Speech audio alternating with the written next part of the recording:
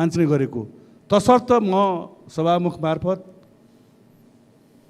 सरकारलाई आग्रह गर्न चाहन्छु कि ती किसान परिवारहरू जो गरिब परिवारहरू छ त्यसलाई कम्तीमा 10 लाख चाहिँ दियोस् भन्ने म आग्रह गर्न चाहन्छु। सभामुख महोदय, यो बाढी वर्षाको सुरुवात हुँदाखेरि नै जो दुर्घटनाको जुन शुभारम्भ भएको छ यसले हामीलाई सचेत गराउँछ। म सरकारलाई यो बाढी पहिरो मात्र होइन, भर्खरै 4-5 दिन अगाडि जुन सडक दुर्घटनाहरू भए, सुदूरपश्चिमका कानुन मन्त्रीको परिवारले ज्यान गुमाउनु पर्यो, त्यस्तै स्वर्गद्वारीमा तीर्थयात्रु जो दाङ जिल्लाकै थिए 8 जना परिवार सडक दुर्घटनामा मृत्यु हुनु पर्यो, त्यस्तै गोर्खाको जन्तीको मृत्यु भयो। म सभामुख मार्फत सरकारलाई जुन बाटोहरू एउटा चाहिँ स्ट्यान्डर्ड बाटो बनाउनु पर्यो र नियमलाई सही ढङ्गले लागू गर्नु पर्यो भन्ने आग्रह गर्न चाहन्छु। र म एउटा संवेदनशील भएर म सबै मान्य सांसदज्यूहरूलाई हामी यहाँ आकस्मिक टाइममा यस्ता दुर्घटनाका बारेमा कुरा गर्छौँ, त्यसको सही फल प्राप्त हुनु पर्यो। मैले भने कि जसरी गएको पटक 55 जना 144 जना त चट्याङले घाइते भए, खै त सरकारले के गरेको? पार्लियामेन्टभित्र अहिले म देख्छु धेरै विद्यार्थीहरू यहाँ पार्लियामेन्टमा हेर्न आउँछन्, उपस्थित हुन्छन्, तर हाम्रो यो पारा देख्यो भने के सोच्लान्? म फेरि पनि आग्रह गर्न चाहन्छु कि चट्याङद्वारा दाङ जिल्लामा जुन 2 जना किसानहरू मैले अघि पनि भने पोइन्ट आउट गरे हुँ, विदेश जान छोडेर उनीहरू बसे र आज मृत्युवरण गर्नु पर्यो र त्यो परिवारप्रति म संवेदना व्यक्त गर्दै मृत आत्मा श्रद्धाञ्जली व्यक्त गर्न चाहन्छु र हामी सांसदले भनेको कुरालाई लागू गर्न पनि आग्रह गर्न चाहन्छु, अनुरोध गर्न चाहन्छु। धन्यवाद। जय नेपाल। मान्य सदस्य श्री रघुजी पन्त, संक्षिप्तमा आफ्नो कुरा के छ राख्नुहोस्। सभामुख महोदय, सम्बुकको गल्ती केही पनि थिएन, तपस्या मात्रै गरेको थियो। तर तपस्या गरेकै कारणले त्रेतायुगमा रामको हातबाट सम्बुकले मारिनु पर्यो। हामी आज 21औं शताब्दीमा छौँ र बराबरीको यो युगमा विवाह गरेकै प्रेम विवाह गरेकै कारणले दलितहरू जेलमा जान्छन्, मारिन्छन्। केही समय अगाडिको विभत्स घटना हामीलाई थाहा छँदैछ, भेरीको किनारमा भएको, भेरीमा मान्छेहरू खसेर मरेको ठुलो घटना। अहिले त्यस्तै घटना एउटा सप्तरीको गाउँमा भएको छ, जहाँ कि बबिता ईश्वर, सप्तरीको बबिता ईश्वर भन्ने केटीले 21 वर्ष पुगेदाखेरि मनोज राम भन्ने दलित केटासँग विवाह गरिन् र त्यो विवाह गरिएको केही समयपछि उनले गएर कपिलवस्तुको अदालतमा गएर जन्म दर्ता देखाएर दुवैजनाको उमेर 21 वर्ष छ भनेर कपिलवस्तुको अदालतमा विवाह दर्ता भयो। तर बाबुलाई, केटीको बाबुलाई त्यो कुरा मन परेन र उनले वडा अध्यक्षलाई भनेर केटीको उमेर घटाएर जन्म दर्ताको नयाँ नक्कली प्रमाणपत्र झिकेर र केटीको उमेर घटाएर नाबालिग बनाएर त्यो केटालाई पनि जेलमा राखेको छन्। त्यति मात्र होइन, केटाको नेपाल प्रहरीमा काम गर्ने दाजुलाई समेत त्यही अपहरण र शरीर बन्धकमा पोलेर जेलमा राखेको छन्। त्यो मुद्दा सप्तरीको अदालतले त्यसरी थुनामा पठाउनुभन्दा कपिलवस्तुको अदालतमा के फैसला भएको छ भनेर हेर्नु पर्छ कि पर्दैन? त्यहाँको प्रशासनको मात्र होइन, प्रहरीको मात्र होइन, जिल्ला अदालतले पनि फैसला गर्दाखेरि ध्यान नपुर्याएको देखियो। अब अहिले यो मुद्दा सर्वोच्चमा आइपुगेको छ। मैले भन्न खोजेको कुरा के भन्दाखेरि केही समय अगाडि, 3-4 दिन अगाडि मात्रै सिराहामा एउटा दलित केटाले अर्को दलित केटीलाई प्रेम गरेर भगायो। दलित केटाको आमालाई अपहरण गरेर भगायो, थुनामा राखिसकेको थियो, अपहरण गरिसकेको थियो। तै प्रहरी प्रशासनले छिटै हस्तक्षेप गरेर आमालाई मुक्त गर्यो। 2 वर्ष अगाडि एकजना दलित केटी ज्योति पासवान भन्नेसँग एकजना ब्राह्मण केटाले प्रेम विवाह प्रेम गरे, तर केही समयपछि छोड्दै केटीले आत्महत्या गरिन्। दलित केटाले उच्च जातको केटी ल्याउँदा पनि, दलित केटीले उच्च जातको केटासँग जाँदाखेरि पनि मारमा पर्नेको देखिन्छ भन्दाखेरि दलित देखिन्छ। त्यसैले हाम्रो एप्रोच गलत भयो, सभामुख भयो। यो खालि प्रशासनको मात्र होइन, हामी राजनीतिक पार्टीहरूले काङ्ग्रेसले, एमाले, माओवादी जस्ता ठुला दलहरूले जनताको बिचमा सामाजिक चेतनाको काम गरेनौँ, समाजमा चेतनाको काम गरेनौँ र समाज रूपान्तरणको कुरा सरकार र प्रशासन मात्र भर पर्यौँ। त्यसले गर्दाखेरि समाजमा यो त बाहिर आएका केसहरू भए, यस्ता धेरै केसहरू छन्। त्यसैले आज प्रश्न उठेको छ, दलितले समान अधिकार कहिले पाउने? त्रेतायुगमा रामहरूले ठोक्ने, यो कलियुगमा हरामहरूले ठोक्ने, त्यो युगदेखि यो युगसम्म दलितहरू पीडितको पीडितै, मारिएकै, दमनमा परेकै। यो अहिलेको हाम्रो न्यायपूर्ण सामाजिक व्यवस्था अपनाएका छौँ, सबैलाई बराबरी अधिकार दिएका छौँ भन्ने हाम्रो संविधानले दिएको छ भनेर गर्व गर्ने हामीलाई यो सुहान। त्यसैले यो केटीले, जसको श्रीमान र जेठाजु जेलमा छन्, सर्वोच्च अदालतले फैसला पनि गर्ला, तर यस्ता विषयहरूमा सरकारको ध्यान जाओस्। यो प्रशासन र प्रहरीको बदमासी हो। र त्यो वडा अध्यक्षले त आज अर्को धम्की दिएर इन्टरभ्यू दिएर अखबारमा के भनेको छ भन्दा त्यो केटी नाबालिकै हो, जबकि उसैले नक्कली सर्टिफिकेट दिएको छ। यस्तोमा अदालतले के गर्छ भन्दाखेरि दोषीलाई न्याय दिए पनि गडबडी गर्नेहरूलाई सजाय तोक्दैन। त्यसैले यसरी नक्कली सिफारिस गरेर वयस्क बालिक केटीलाई नाबालिग बनाउने वडा अध्यक्षलाई पनि सरकारले तुरुन्त कारवाही गरोस्, यसमा सरकारको गम्भीर ध्यान जाओस् भन्ने आग्रह गर्दै म आफ्नो भनाइ टुङ्ग्याउँछु। धन्यवाद। मान्य सदस्य श्री पूर्णबहादुर घरती मगर संक्षिप्तमा कुरा राख्नुहोला। सम्मान्य सभामुख महोदय, मनसुनको आगमनसँगै देशभरि बाढी पहिरोले क्षति पुर्याएका समाचारहरू आइराखेका छन्। यसै सिलसिलामा अस्ति मात्र भूमे गाउँपालिकाको तमारीमा बन्दै गरेको पुलमा जेसिबी बाढी पहिरोले चाहिँ बगाएको छ र 50 बन्डल सरिया र 100 बोरा सिमेन्टहरू बगाएको छ। त्यस्तै प्रकारले भूमे गाउँपालिकाकै धर्मशाला स्थित थबाङ खोलाले विष्णु बुढाको गोठसहित एउटा बाख्रा र 11वटा भेडाहरू गोठसहित बगाएको छ भने विनित बुढाको धर्मशाला स्थित कृषि बङ्गुर फार्मको बङ्गुरसहित गोठ बगाएको एउटा अवस्था छ। त्यस्तै प्रकारले भूमे गाउँपालिकाको खाबाङ बगरबाट खाबाङ गाउँ जोड्ने मानिस हिँड्ने पक्की पुल बगाएर आवत जावतमा चाहिँ कठिनाइ पुगेको छ। त्यस्तै सिस्ने गाउँपालिकाको 6 बालुवा जाने बाटोमा होम पाइप बगाएको कारणले गर्दाखेरि त्यहाँ पनि आवत जावतमा समस्या भएको छ।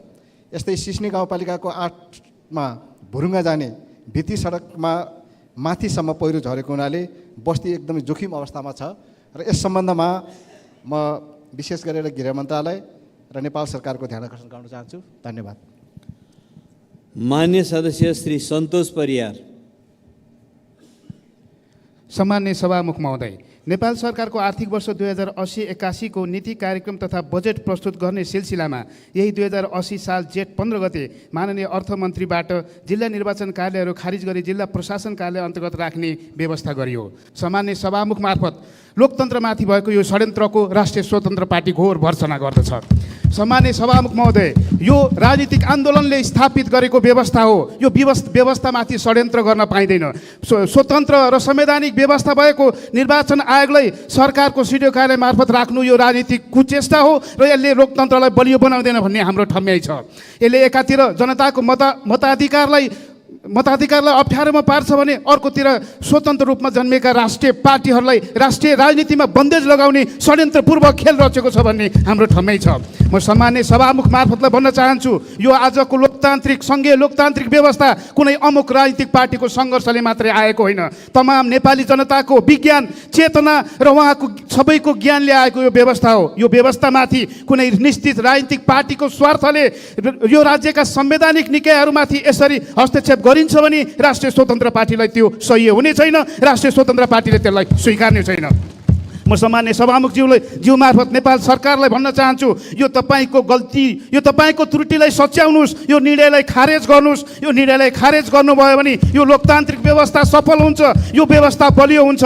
अन्यथा यदि त्यसो गरिँदैन भने राष्ट्रिय स्वतन्त्र पार्टी यो संविधानभित्र रहेर हामीले गर्न सक्ने सम्पूर्ण विरोध र प्रतिरोध गर्नेछौँ भनी जानकारी गराउन चाहन्छु। सम्मान्य सभामुख महोदय, यो सानो कुरा होइन। लोकतन्त्रमा निर्वाचन मेरुदण्ड हो, लोकतन्त्रको मेरुदण्ड हो।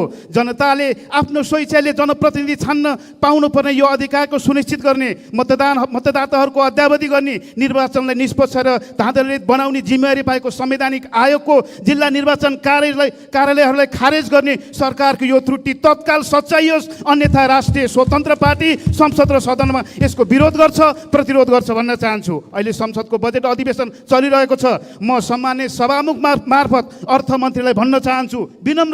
विनम्रताका साथ म भन्न चाहन्छु, यो निर्णयलाई खारेज गर्नुहोस्, यो निर्णय फिर्ता लिनुहोस्, अन्यथा हामीले तपाईँको प्रस्तावलाई पनि खारेज गर्नुपर्ने हदसम्म जानुपर्ने छ भन्दै म आफ्नो भनाइ यहीँ टुङ्ग्याउँछु। धन्यवाद। माननीय सदस्य श्री धनबहादुर बुढा।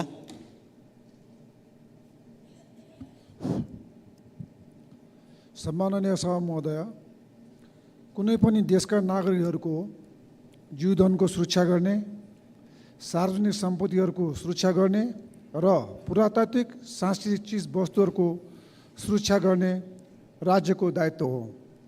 यसै सिलसिलामा डोल्पा जिल्लाको से फोक्सुन्दो गाउँपालिका वार्ड नम्बर 4 स्थित नाम्दो धेचेन लाभ्राङ गुम्बाबाट र से फोक्सुन्दो गाउँपालिका वार्ड नम्बर 3 से चाखाङ गुम्बाबाट मिति 2080 साल असार 8 र 9 गतेका दिन 15-20 जना हात हतियारसहित आएका समूहहरूले पुजारीहरूलाई कुटपिट गरी गरगहना, नगद, मूर्ति र करोडौँ पर्ने बहुमूल्य सामानहरू लुटेर लैएको छ।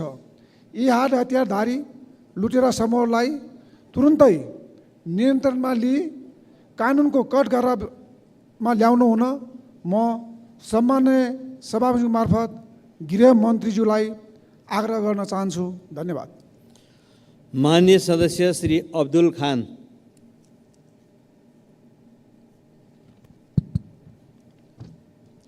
सम्माननीय सभामुख महोदय, नागरिकता सम्बन्धी विषयमा सभामुख मार्फत सरकारको ध्यानकर्षण गराउन चाहन्छु। नेपालको संविधानको धारा 10 को उपधारा 2 मा स्पष्ट लेखिएको छ, नेपालमा प्रादेशिक पहिचान सहितको एकल सङ्घीय नागरिकताको व्यवस्था गरिएको छ। यसरी संविधानले नै प्रादेशिक पहिचान सहितको नागरिकताको स्पष्ट व्यवस्था गरिसक्दा हालमा जिल्ला प्रशासन कार्यालयहरूले वितरण गरिरहेको नागरिकतामा प्रदेश किन खुलाइएको छैन? देश संहिता र नयाँ संरचनामा गएको 8 वर्ष भइसक्यो। यस अवस्थामा कुनै पनि ठेगाना बिना प्रदेशको अधुरो हुन्छ। नागरिकतामा पहिलाको उल्लेख हुन्छ तर प्रदेशको किन उल्लेख हुँदैन? तसर्थ प्रदेश उल्लेख गरी नागरिकता प्रदान गर्नुपर्दछ भनेर सभामुख मार्फत सरकारको गम्भीर ध्यानकर्षण गराउन चाहन्छु। अर्को कुरा, जन्मसिद्ध नागरिकका सन्तानले नागरिकता प्राप्त गर्न माग गरिरहेको कागजपत्र सम्बन्धमा पनि सरकारको ध्यानकर्षण गराउन चाहन्छु। बाबु र आमाको नागरिकताको प्रमाणपत्रको प्रतिलिपि र जन्मदर्ता प्रमाणपत्रको प्रतिलिपि भए पुग्नुपर्नेमा फोटोसहितको नाता प्रमाणित प्रतिलिपि, बाबु र आमाको मतदाता परिचय पत्रको प्रतिलिपि, स्थानीय तहबाट स्थानीय बसोबास प्रमाणित किटानी सिफारिसको प्रतिलिपि, बुवा आमाको विवाह दर्ता विवाह प्रमाणित प्रतिलिपि, बुवा र आमाको मृत्यु भएको भए मृत्यु दर्ता प्रमाणपत्रको प्रतिलिपि, बुवा र आमा वा सन्तानको नामको जग्गा धनी प्रमाण पूर्जा, मोहियानी हकको प्रमाणपत्र भए सोको प्रमाण, शैक्षिक प्रमाणपत्रको प्रतिलिपि, विद्युत, खानेपानी, टेलिफोनको बिल लगायत अन्य कागजात, घरधुरी प्रमाण पूर्जा तथा नक्सा पास र स्वीकृतिको प्रतिलिपि, कम्तीमा 2 जना वडा सदस्य सहित छिमेकीहरू गरी 5 जनाको वडा मुचुल्का जस्ता दर्जनौं कागजात मागेर गरिब र निरक्षर जनताले नागरिकता नै नपाउने गरी द्रोह बनाएको कार्य गैर कानुनी र गैर संवैधानिक हो। योग्य नागरिकलाई नागरिकताबाट वञ्चित गर्ने षड्यन्त्र हो भनेर यसमा सुधार गर्न सरकारको ध्यानकर्षण गराउन चाहन्छु। सभामुखजीले समय दिनुभएकोमा धन्यवाद भन्न चाहन्छु। धन्यवाद। माननीय सदस्य श्री रमा कोइराला पौड्याल। सम्माननीय सभामुख महोदय, हाम्रो नेपाली संस्कृतिमा, नेपाली परम्परा र हाम्रो संस्कृतिमा घरबाट बाहिर निस्किँदा अनि घरभित्र छिर्दाखेरि रित्तो भाँडाकुँडा देख्यो भने साइत पर्दैन भन्ने चलन छ। यो हाम्रो चाहिँ परिवारमा त्यो चलन छ। त्यसैले सभामुख महोदय, हामी यो बिल्डिङको भित्र छिर्छौँ, त्यो छिर्दाखेरि यसको देब्रेपट्टिको लबीमा दैनिक जस्तो अहिले पानी पर्न थालिसकेपछि रित्ता बाल्टीहरू पानी थाप्नको लागि राखिएको मैले देखेको छु। त्यसैले सभामुख महोदय, यो बिल्डिङ भनेको 2072 सालको संविधान घोषणा गरेको, समावेशी संविधान घोषणा गरेको बिल्डिङ हो। यसको संरक्षण गर्नु भनेको हामी सबैको कर्तव्य हो। यो बिल्डिङ हामी सबैको सम्पत्ति हो, नेपाली जनताको सम्पत्ति हो। त्यसैले हामीले यस बिल्डिङको संरक्षण गर्नुपर्छ। त्यो पानी चुहेर चाहिँ त्यहाँनिर यो देब्रेपट्टिको लबीमा पानी चुहेर बिल्डिङ भत्किने अवस्थामा पुगेको जस्तो मैले ठानेको छु। त्यसैले यसको संरक्षणको पट्टि चाहिँ सम्बन्धित निकायको ध्यान जाओस् भनेर म सभामुख मार्फत सबैको ध्यान जाओस् भनेर आग्रह गर्न चाहन्छु। धन्यवाद। मान्य सदस्यहरू, अब शून्य समयको कार्यक्रम प्रारम्भ हुन्छ। शून्य समयमा बोल्न चाहनुहुने मान्य सदस्यहरूको लागि 1 मिनेटको समय निर्धारण गरिएको छ। सर्वप्रथम म मान्य सदस्य श्री ठाकुर प्रसाद गैरे।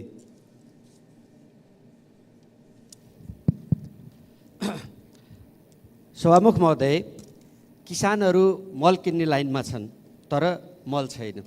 सरकार भन्छ पर्याप्त स्टक छ। बाढी पहिरोको कारण हामी ठुलो विनाशतर्फ जाँदैछौँ। सरकारको कुनै तयारी देखिँदैन। विनाशपछि दुःख व्यक्त गर्नु, विनाशपछि आँसु चुहाउनुको के अर्थ हुन्छ सभामुख महोदय? ठिक यसै बेला हामी बजेटको पास गर्ने तयारीमा पनि छौँ। जुन बजेट असन्तुलित छ, जुन बजेट अव्यावहारिक छ र यो जनपक्षीय पनि छैन।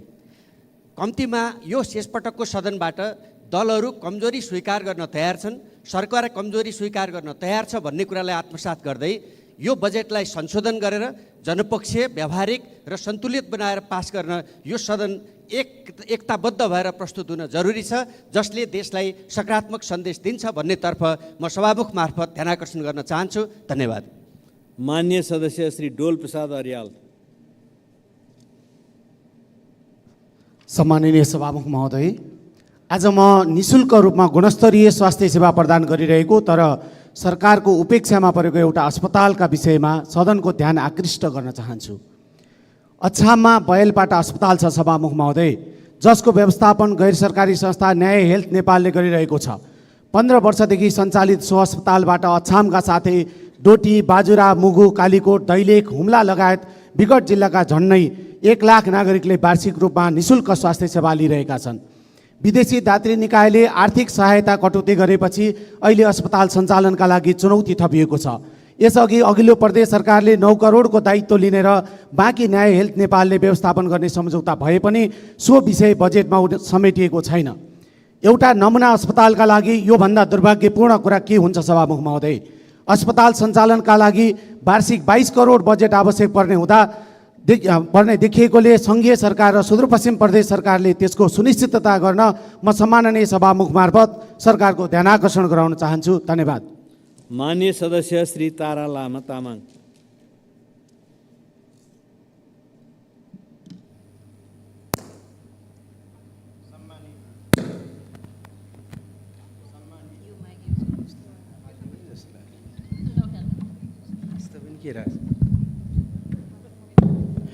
सम्मानीय सभामुख महोदय, कञ्चनपुर जिल्लामा 2065 सालमा ठुलो बाढी आयो। दोधा नदीमा ठुलो धनधनको क्षति भयो। सम्माननीय राष्ट्रपति तत्कालीन रामवरण यादवज्यूले निरीक्षण पनि गर्नुभयो। आशा गर्यो जनताले अहिलेसम्म बाढीबाट विस्थापित जङ्गलको किनारमा बसेको राणा पहाडी बस्तीलाई व्यवस्थित गर्न सकेको छैन। बारम्बार आवाज उठाइयो, गरेको छैन। लालजाडी, बेलौरी र पुनर्वासको केही वाडाहरू पुरै डुबानमा पर्छन्। यसको संरक्षण बाढी पहिरोबाट पीडितहरूको लागि सरकारले उचित ध्यान दियोस् भन्ने माग राख्छु। साथै कति पटक उठाउनु पर्ने हो? कञ्चनपुरको आरक्षित पीडितहरू अहिले पनि काठमाडौँमा भौतारी राखेका छन्। सरकारले चासो दिएको छैन। यसतर्फ छिटो ध्यान जाओस् भन्ने माग राख्छु। धन्यवाद। मान्य सदस्य डाक्टर तोसीमा कार्की। सभामुख महोदय, आज अन्तर्राष्ट्रिय लागु पदार्थ तथा अवैध तस्करी विरुद्ध दिवस। मानिस पहिले, कलङ्क र भेदभाव रोकौँ, रोकथामलाई बलियो बनाऊ भन्ने नाराका साथ मनाइरहँदा आत्मसमीक्षा जरुरी छ। सन् 2021 करिब 1,30,000 लागु औषध प्रयोगकर्ता रहेको तथ्याङ्क छ। 2007 भन्दा यो 2 गुणा बढी हो।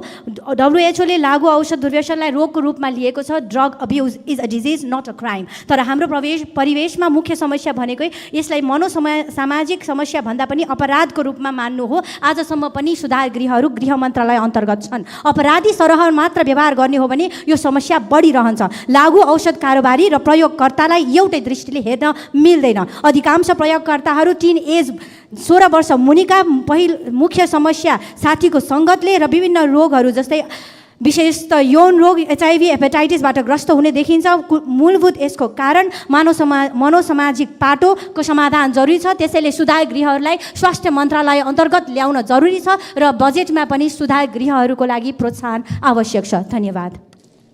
माननीय सदस्य श्री दामोदर पौडेल बैरागी।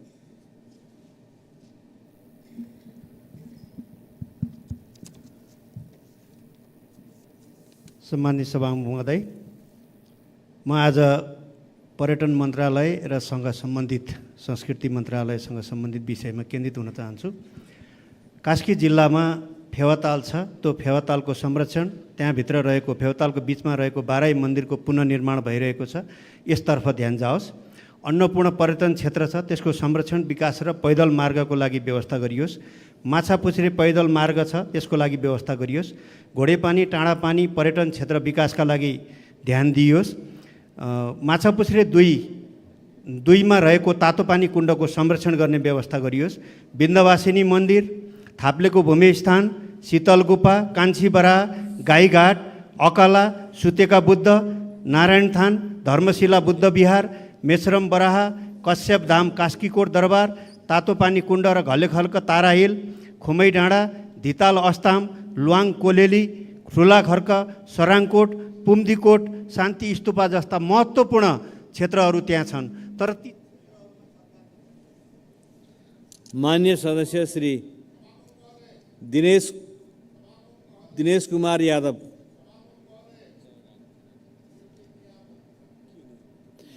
कुन नियम अन्तर्गत के आपत्ति मान्यज्यू? के नियम आपत्ति हो? महोदय, यो नियमावलीको 15 मा लेखिएको छ, आकस्मिक समयमा तत्काल रूपमा भएका घटनाहरूका बारेमा मात्रै बोल्न पाइने भन्ने कुरा भयो। र मैले आकस्मिक समयमा सुदूरपश्चिमको राजधानी जो अहिलेसम्म पनि बन्न सकेको छैन समस्या छ, गेटाको चाहिँ अस्पताल जो अहिलेसम्म पनि आन्दोलनमा छ। नियम कुन अन्तर्गतको आपत्ति भन्ने भन्दा विषयमा जानुभयो नि मान्यज्यू, मैले विषय दिनु पर्यो नि। मलाई सभामुखज्यूले रोक्नुभयो र अहिलेको यो जो आकस्मिक समयमा हिजो आजका घटनाहरू आएको मैले कहीँ पनि भेटाइनँ। तर मलाई चाहिँ मान्य सदस्यज्यू, यहाँले ध्यान आकर्षण गराउनु भयो, त्यसमा ध्यान आकृष्ट भएको छ। यहाँ बसौँ र अब हाम्रो कार्यसूची अन्तर्गत अगाडि जान्छ।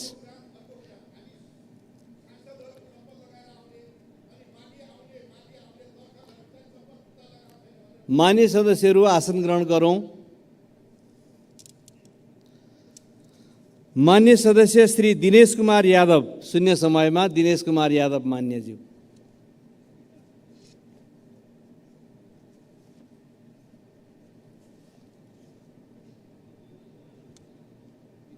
मान्य सदस्य दिनेश कुमार यादव। मान्य सदस्य श्री दिनेश कुमार यादव। मान्य सदस्य श्री दिलेन्द्र प्रसाद बडू। सम्माननीय सभामुख महोदय, गत वर्ष भाद्र 24 गते आएको बाढी र पहिरोको कारण दार्चुला तिङ्कर सडक खण्ड र सो खण्डमा पर्ने लास्कुगाड र नेजङगाड दुईवटा पुलहरू बगाएको र हालसम्म पनि पुलहरू नबनेका कारण यस वर्षको बर्सातमा पुनः अब दुहु र ब्यास गाउँपालिकाको लगायत ठुलो भेग अब सदरमुकामबाट सम्पर्क विच्छेद हुन गएको छ, यातायात अवरुद्ध भएको छ। त्यसकारण तत्काल ती दुवै खोलाहरूमा बेली ब्रिजको व्यवस्था सरकारले गरोस्, म यो माग गर्न चाहन्छु। र त्यस्तै दार्चुला जिल्लाको उत्तरी भेगमा पर्ने तिङ्कर नाका गत 5 वर्षदेखि अवरुद्ध भएका कारण व्यापार त अवरुद्ध रह्यो नै, ठुलो सङ्ख्यामा रोजगारी पनि गुमेको अवस्था छ। त त्यो नाका खोल्नका निमित्त पनि प्रभावकारी कूटनीतिक पहल सरकारले गरोस् भन्नेमा ध्यान राख्न गर्न चाहन्छु। हस्, धन्यवाद। मान्य सदस्य श्री दुर्गा राई।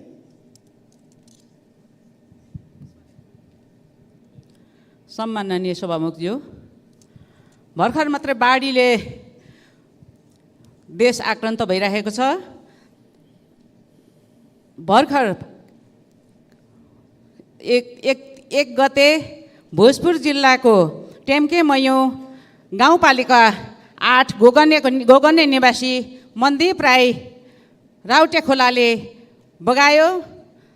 तर सब इन्जिनियर मनदीप राई बगाएको कुरा भर्खर मात्रै हाम्रा गृहमन्त्रीज्यूले अवलोकन गरेर फर्किनु भए पनि त्यो मेन्सन भएन। म भोजपुरवासीको तर्फबाट माग गर्न चाहन्छु, बाढी पीडितले बगाएको मनदीप राईलाई मेन्सन गरियोस् र मनदीप राईप्रति हार्दिक श्रद्धाञ्जली र उहाँको सक्षम परिवारमा समवेदना व्यक्त गर्दछु र उहाँको परिवारलाई राहत उपलब्ध गरायोस् भन्ने पनि भन्न चाहन्छु। साथै मान्य सदस्य श्री देवेन्द्र पौडेल। सम्माननीय सभामुख महोदय, पशुपतिनाथ मन्दिर परिसरको गर्भगृहमा रहेको जलहरीको बारेमा यो सदनमा निकै चर्चा भयो। आज पनि देशका प्रमुख मिडियाहरूमा यो बारेमा प्रश्न उठेको छ र म सम्माननीय सभामुख महोदय मार्फत के भन्न चाहन्छु भनेदेखि भएको के हो त्यहाँ। आज पशुपति क्षेत्र विकास कोष, नेपाल प्रहरी सुरक्षा निकाय, सुनचाँदी व्यवसायी सङ्घ, गुणस्तर तथा नापतौल विभाग, पुरातत्व विभाग, खानी तथा भूगर्भ विभाग र जनप्रतिनिधिहरूले त्यहाँको सुनको चाहिँ खोजी गरेर जोख्दै हुनुहुन्छ, तौल्दै हुनुहुन्छ भन्ने हामी सुनेका छौँ। सम्माननीय सभामुख महोदय मार्फत कति सुन हराएको हो, कति सुन बाँकी छ, के स्थिति हो, यो कुनै ट्रकमा ल्याएको सामग्री जोख्ने कुरा होइन। यो कुरा सत्य तथ्य सदनमा गम्भीरतापूर्वक विषय उठेको हुँदाखेरि यो सम्मानित सदनमा सत्य तथ्य जानकारी गराउनको निम्ति सम्माननीय सभामुख महोदय मार्फत सम्बन्ध निकायलाई म विशेष अनुरोध गर्न चाहन्छु। धन्यवाद। मान्य सदस्य श्री धवल शमशेर जबरा। सम्मान्य सभामुख महोदय, कतिचोटि यो कुरा सदनमा भन्ने गर्मीको याम छ, नेपालगञ्जमा लोड सेडिङ भएर मान्छे आफत विपदमा परिरहेको छन्, त्यसलाई तुरुन्त सुधार गर्न लाउनु पर्यो। अर्को कुरा, यो नेपालगञ्ज दिल्ली फ्लाइटको लागि भारतीय पक्ष सकारात्मक छन्, तर हाम्रो पक्षले अहिलेसम्म ध्यान दिएको छैन। एउटा रुट खोलेपछि बिस्तारै अरू रुटहरू पनि खोल्दै जान्छ सभामुख महोदय। र तेस्रो कुरा, यो चिकित्सा शिक्षा आयोगले जो MBBS र MBBS भन्दा माथि हेर्न पर्ने हो, उनले PCL नर्सिङलाई तहस नहस बनाएर एडमिसन रोकेको छ र त्यस कारणले छिमेकी राष्ट्रमा बर्डरभरि 157वटा PCL नर्सिङ स्कुलहरू कलेजहरू खुलेको छ। नेपालका स्टुडेन्ट कोही जान पाइरहेछन्, कोही जान पाइरहेछैनन् र यहाँ हुने पैसा पनि सबै भारतमा गइरहेछ। यसको लागि सम्बन्धित निकायहरूको ध्यान आकर्षण गरिदिन पर्यो। धन्यवाद, नमस्कार। मान्य सदस्य श्री ध्रुवबहादुर प्रधान। सम्माननीय सभामुख महोदय, नवलपरासी पश्चिम पालीनन्दन गाउँपालिका अन्तर्गत शङ्करपुरको झरै खोलाको तटबन्ध र हरपुरको पुलको बारे सदनमा पटक पटक स्मरण गराउने कार्य भयो। महेशपुर, रामग्राम र सुनवललाई जोड्ने यो पुल प्राथमिकतामा परेन। वर्षात सुरु भइसकेको छ। अब शङ्करपुर बुढन्तवापुर हुन्छ। उद्धार र राहतको लागि सरकारको पूर्व तयारीको लागि म ध्यान आकर्षण गराउन चाहन्छु। धन्यवाद। मान्य सदस्य श्री नागिना यादव। सम्माननीय सभामुख महोदय, कुनै जिल्लामा यदि हाइड्रो पावर बनेको छ भने त्यस हाइड्रो पावरबाट उठेको रोयल्टी त्यो जिल्लालाई सर्टेन छुट्याउने गरेको छ। तर सभामुख महोदय, मध्य प्रदेशबाट अहिलेसम्म 70% राजस्व उठ्ने गरेको छ। त्यसको हिसाबले पनि मध्य प्रदेशलाई चाहिँ बजेट छुट्याइएन। त्यो 70%बाट स्पेसल मध्य प्रदेशलाई चाहिँ केही रोयल्टी चाहिँ छुट्याओस् भन्ने म सभामुख मार्फत सरकारको ध्यान आकर्षण गराउन चाहन्छु। हस्त। धन्यवाद। जय नेपाल। मान्य सदस्य श्री नारायणी शर्मा।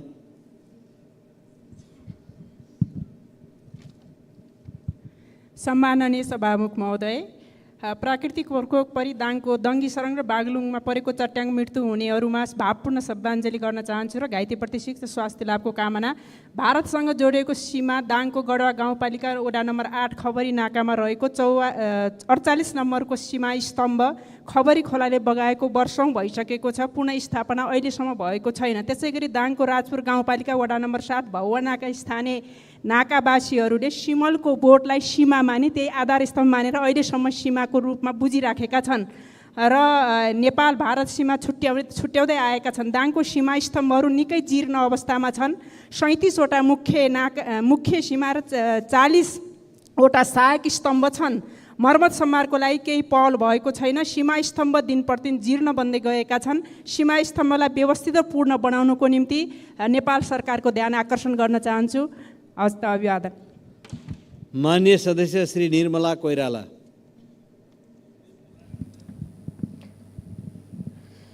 सम्माननीय सभामुख महोदय, वीरगञ्ज महानगरपालिका नेपालको प्रवेशद्वार हो। आन्तरिक राजस्वमा झन्डै 40% योगदान दिँदै आएको छ।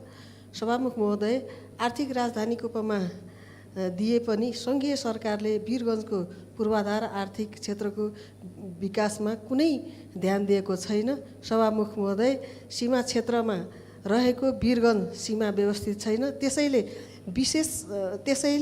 विशेष आर्थिक क्षेत्र घोषणा गर्नको लागि सभामुख मार्फत म सम्बन्धित निकायको ध्यान आकर्षण गराउन चाहन्छु। धन्यवाद। माननीय सदस्य श्री निशा डाङ्गी।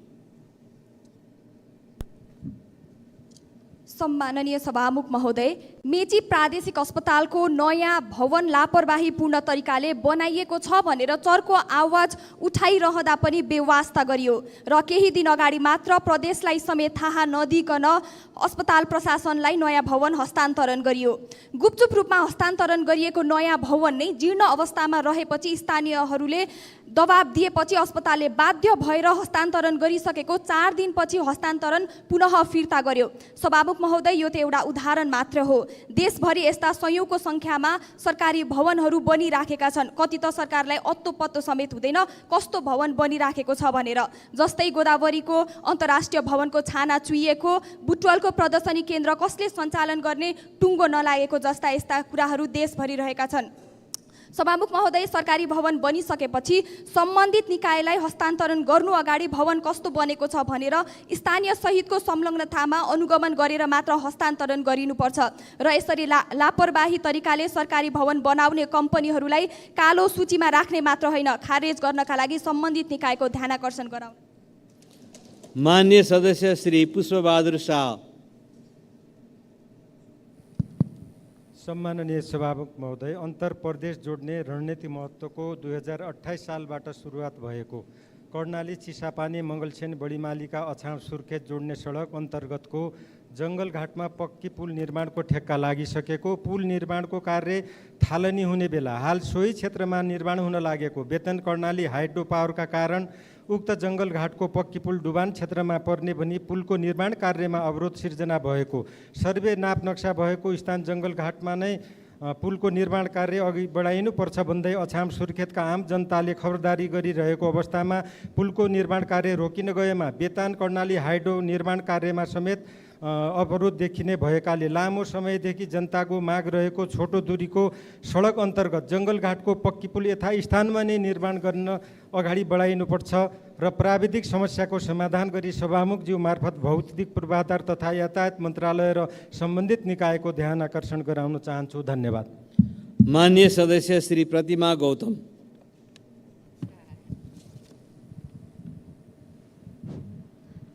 सम्मानीय सभामुख महोदय, राष्ट्रिय चिकित्सा शिक्षा नियमावली 2077 दफा 44ले चिकित्सा शिक्षा क्षेत्र चिकित्सा शिक्षा अन्तर्गत तह र विषय कार्यक्रमको अनुसूची 8मा पिसिएल नर्सिङ शिक्षालाई समावेश गरेको छैन। त्यसको अर्थ पिसिएल नर्सिङ शिक्षा राष्ट्रिय चिकित्सा शिक्षा ऐनले चिन्दैन र त्यो सिटिभिटी ऐन 2045 अनुसार नै सञ्चालन हुन्छ। विगत 2 वर्षदेखि पिसिएल नर्सिङको भर्ना प्रक्रिया अवरुद्ध भएको छ। सो भर्ना अगाडि बढाउन सिटिभिटीलाई कसले र किन रोकेको छ? सभामुख महोदय, परिषदको अध्यक्ष स्वयं शिक्षा मन्त्री ज्यू नै हुनुहुन्छ। त्यसकारणले यस सम्मान्य सदनमा यसको जवाब गराउनको लागि म सभामुख मार्फत शिक्षा मन्त्रीज्यूलाई आग्रह गर्न चाहन्छु। धन्यवाद। माननीय सदस्य श्री प्रतीक्षा तिवारी।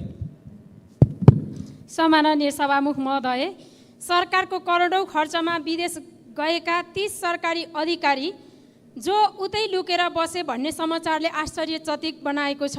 राज्यले विज्ञ जनशक्ति उत्पादनका लागि करोडौँ रकम खर्च गरेर कर्मचारीलाई विदेश अध्ययनका लागि पठाउने गर्दछ। त्यहाँ पढेको शिक्षा र सिकाइलाई नेपालमा प्रयोग गर्ने उद्देश्य सरकारले राखे पनि धेरैजसो सरकारी कर्मचारी अधिकृतहरू छात्रवृत्तिको दुरुपयोग गरेर नेपाल नफर्कने गरेका छन्। 30 जना मध्ये 18 जना कृषि मन्त्रालयका छन् भने बाँकी शहरी विकास, अर्थ र उद्योग मन्त्रालय अन्तर्गतका छन्। राज्यले लगानी गरेको करोडौँ रकम असुल गरी सदुपयोग गर्न सभामुख महोदय मार्फत नेपाल सरकार र सम्बन्धित मन्त्रालयको ध्यानाकर्षण गराउन चाहन्छु। धन्यवाद। माननीय सदस्य श्री प्रदीप पौड्याल। सभामुख महोदय, केही दिन अगाडि यही सदनमा एकजना माननीय ज्यूले पशुपतिनाथको मन्दिरमा राखिएको जलहरी सम्बन्धमा कुरा उठाउँदा त्यसलाई रेकर्डबाट हटाइयो। मेरो विचारमा यसबाट संसदले त्यस विषयलाई ढाकछोप गर्न खोजेको सन्देश गएको छ। सभामुख महोदय, पहिलो त भ्रष्टाचार कहीँ पनि हुनु हुँदैन। त्यसमाथि धार्मिक आस्थाको केन्द्रमा भ्रष्टाचार जोडिँदा संसार सामु हाम्रो शिर निहुरिएको छ। यसले केही प्रश्नहरू उठाएका छन्। यस्ता विषयमा तत्कालीन सरकारले गरे जस्तै गरी अब निर्णय गर्न पाइने कि नपाइने, पहिलो कुरा। दोस्रो कुरा, उजुर परेको 2 वर्षपछि बल्ल अख्तियारले छानबिन गरेको छ। महालेखाको प्रतिवेदनमा प्रश्न आएको विषयलाई अख्तियारले यति ढिलो गरी छानबिन किन गर्यो? यसको निर्णय प्रक्रिया र कार्यान्वयनका सन्दर्भमा थुप्रै विषयहरू जोडिएका छन् र ती व्यापक रूपमा टीका टिप्पणीको विषय बनेका छन्। सम्माननीय सभामुख मार्फत म सदनलाई अनुरोध गर्न चाहन्छु, यो गम्भीर विषय छानबिनका निम्ति सदनले एउटा समिति बनाओस्, यसको पूर्ण र निष्पक्ष छानबिन हुने स्थिति निर्माण होस्। धन्यवाद। माननीय सदस्य श्री प्रेम बहादुर महर्जन। सम्माननीय सभामुख महोदय, जग्गा दर्ता सम्बन्धमा आफ्नो नाउँमा नापी भएको वा नापी छुट भएको र भोगचलनमा रहेको सोबासी घर जग्गा दर्ता बन्द रहेकोले लाखौँ जनताहरू लाल पूर्जा पाउनबाट वञ्चित भएको र आफ्नो जग्गा भएर पनि सुकुम्बासी हुनु परेकोले मालपोत नियमावलीमा तत्काल संशोधन गरी खुलाउनु पर्ने माग गर्दछु।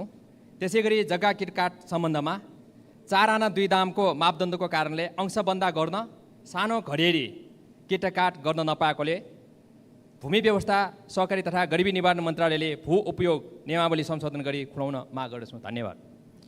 माननीय सदस्य श्री प्रेम सुवाल। सभामुख महोदय मार्फत सरकारको ध्यानाकर्षण गराउन चाहन्छु। यतिखेर सच्चा देशभक्त नेपालीहरू, राजनीतिक पार्टीका नेता कार्यकर्ता, कर्मचारी, उद्योगी, व्यापारी सबै थप सचेत र संवेदनशील हुनु जरुरी छ। विदेशी गुप्तचर संस्थाका एक अधिकारीले सन् 1995 लेखेको पुस्तकमा गुप्तचर संस्थाको सहयोगमा नेपालको प्रधानमन्त्री भएको एउटा पार्टीले देशभरि नै आफ्नो प्रभाव बलियो पारिसकेको उल्लेख गरेका थिए। तत्कालीन राजासँगको भेटघाटमा पनि खाममा राखेर सहयोग गरिएको सो पुस्तकमा उल्लेख छ। नेपालमा एक वरिष्ठ पत्रकारले पनि आफ्नो पुस्तकमा प्रधानमन्त्री भएको उही पार्टीले विदेशी राष्ट्रपतिसँग करोडौँ रुपियाँ मागेर महाधिवेशन गरेको उल्लेख गरे। नेपालको गोप्य विषय विदेशी गुप्तचर संस्थालाई दिने जोसुकै होस्, एक दिन पोल खोल्नेतर्फ हामी सबै सचेत हुनुपर्छ। एउटा देशलाई ध्वस्त पार्न बम बारुद हान्नु नपर्ने भनेको यही हो कि? धन्यवाद। माननीय सदस्य श्री बलराम अधिकारी।